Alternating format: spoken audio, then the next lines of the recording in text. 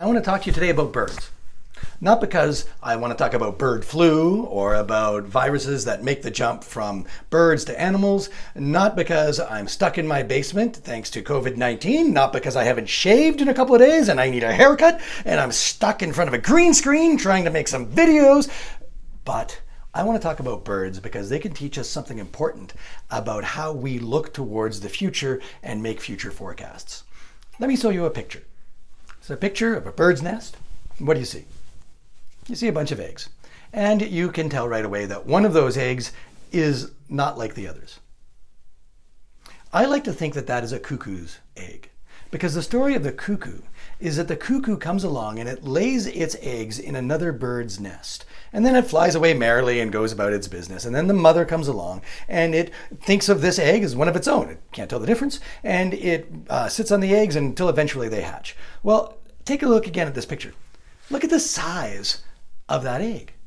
What do you think is going to happen when these birds hatch? The cuckoo is going to be twice the size of those other birds.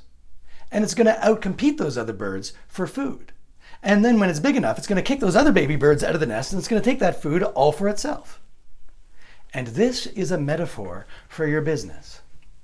The cuckoo's egg is the thing that you're not seeing in the future. It's the thing that you're not paying attention to. And so what you need to do when you're looking ahead into the future is look at that thing that you're not paying attention to. Look at that thing that stands out.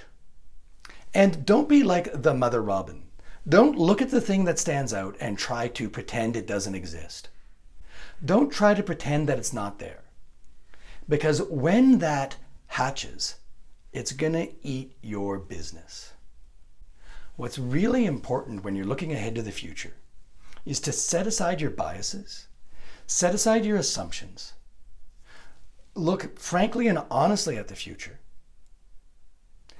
and then take what you see and imagine the worst case scenario if that hatches. And I know that you're going to start to panic when you start to think about those worst case scenarios. So come up with 3 things you can do to get ahead of that in case it happens. Think of 3 things you can do to turn that to your advantage so that instead of you trying to mitigate that problem, you're getting out ahead of it.